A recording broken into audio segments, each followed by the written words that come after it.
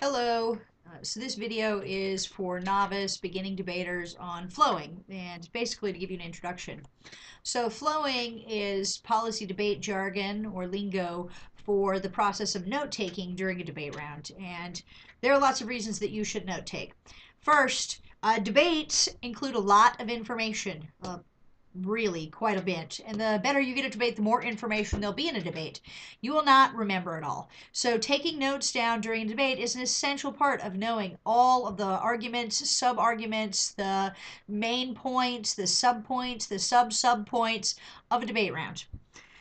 The reason you need to know all of those things is for refutation. I mean, the truth is that you are responsible for answering most, if not all, of the arguments made by the other team. So if you don't know what those arguments are, then you can't respond to those arguments. And if you can't respond to those arguments, then they will be counted as truth. Because in policy debate, silence is compliance, which is a fancy way of saying if you don't answer it, then as a judge, I presume it to be true, because you have to respond to it in order for me to not believe it.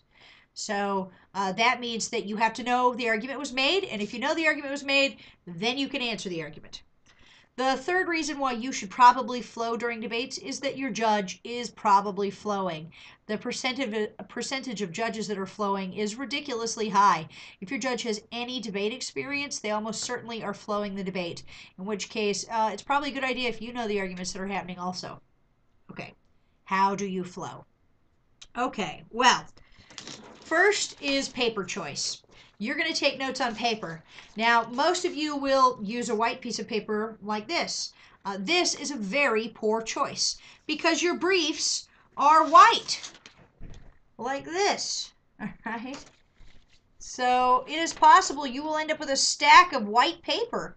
And if you have a stack of white paper, then you might lose your flow amidst all these brief pages, right?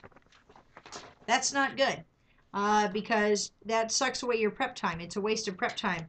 So I recommend that you use either a colored piece of paper like this or a legal size piece of paper, which is a very long, it has a lot more length on it, piece of white paper. And then it's easily distinguishable from your evidence.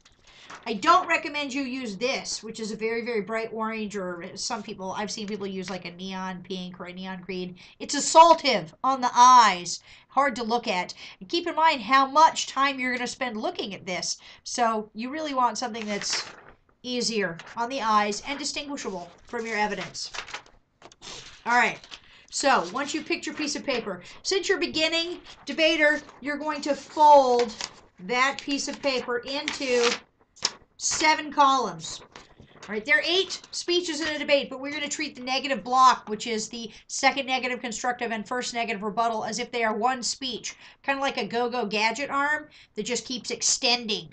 All right, so your piece of paper that will then look like this. We call this the fan. It's one of the ways that we know a beginning debater when we see one. But a beginning debater that does this looks a lot cooler than a beginning debater who flows on a piece of paper like this, but doesn't have any divisions of columns, which means they just write stuff everywhere and they're totally unorganized. Now, I also recommend that you do it lengthwise, like this one, and not widthwise. All right, do not make your columns like this because you write big. Here's why. Lots of arguments mean that it's a lot easier. It's like Chinese writing. You're going to read vertically, all right? It's going to go down, as opposed to horizontally, which is how Americans read. All right, so there's going to be a lot of information, so these longer columns will give you more space to write information down. All right, next, use 2 different pen colors, all right, because it distinguishes yours and your partner's from your opponent's speeches. So I recommend F are blue, and then, neg is black, or, AF is black and neg is blue. It doesn't matter as long as you always do it the same way. Some people like to use red. I don't think you can read red as well on a piece of paper. Anyways, every speech gets its own column, all right? And you start with the affirmative, the negative, the affirmative, the negative, the affirmative, the negative, the affirmative. All right, unless, obviously, you're negative, in which case you start with the negative. So what I'm trying to say here is that each Off-case argument gets its own piece of paper. So this is one disad. This is the Iran disad. And this other piece of paper that I'm starting to fold up, this would be my Saudi Arabia disad or my economy disad, right? And then this other piece of paper, this would be the affirmative solvency arguments, right? So by the time I fold them all up, I will have 3 fans here.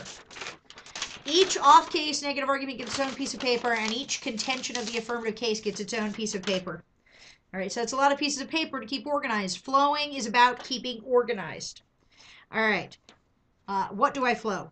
Well, you're going to flow the name of the argument up at the top. So I have written up here Iran DA, because that is what this is about. This is the Iran DA.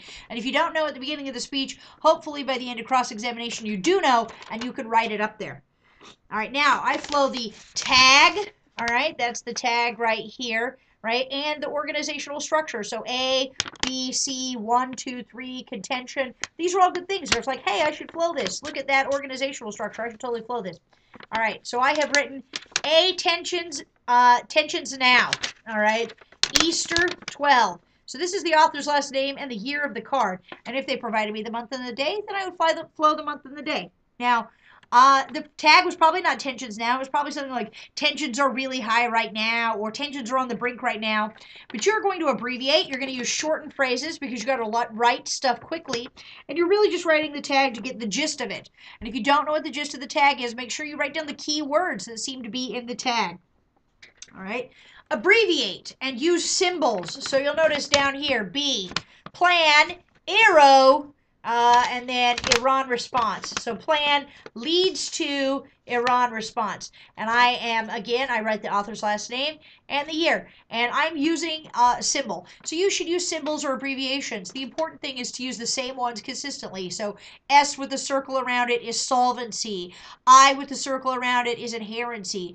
I exclamation point is impact, right? L is link. Make sure you use the same ones consistently. All right. And then I have drawn a little line with an X. And this tells me that this is a piece of evidence and not an analytic. And that's important to know because judges treat pieces of evidence with more credibility and weight than they treat analytics. So I need to know whenever my opponent or I have read a piece of evidence into the debate, because it's going to get treated as more important.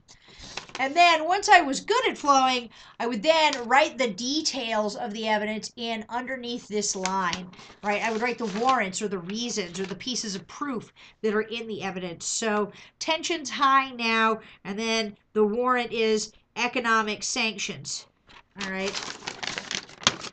And so now I've written that underneath that line, and that tells me that's the warrant that's in that evidence, all right? But you don't need to start doing that until you're good at it, until you get better at flowing. All right, so how do you get good at it? First, practice. Practice doesn't make perfect, but it sure makes better. So you need to practice flowing. All right, it's like swimming. You can't get good at swimming just by talking about swimming, right? Like stroke like this, that doesn't work. You got to get in the pool and stroke, right? So I can tell you to use abbreviations and symbols, but you got to actually use abbreviations and symbols to get good at them. But there are lots of debates online, so it's really easy to practice in the modern interwebs and electronic age. Some places that I would go to watch some debates. PlanetDebate.com is a great place. They have debates. YouTube has tons of debates, usually done by speeches, and putting the K in debate. That's K as in king. Putting the K in debate has lots and lots of speeches, lots of debates for you to watch. All right, they're not all K debates. So, these are good places for you to go. The only way that you will ever get good at flowing is to practice. I can recommend this. Keep organized, all right, when you're doing your flowing, all right. Make sure that you put the argument that you're working on first on bottom and that you move forward, all right. So whatever argument is the very last one in the other team's roadmap, that's the argument that's going to be on top. The first one's on bottom, and that you fan them out like this. And that way your pen doesn't have to pick up to move. You can just go here, here, here, right? First flow, second flow, third flow, and it's a lot smoother. It also helps keep you all nice and organized, all right? Flowing is about telling the judge where to put their pen in a debate round, and the only way you can do that is if you know what all the arguments are, and that's a big part of just staying organized in debate. So go practice.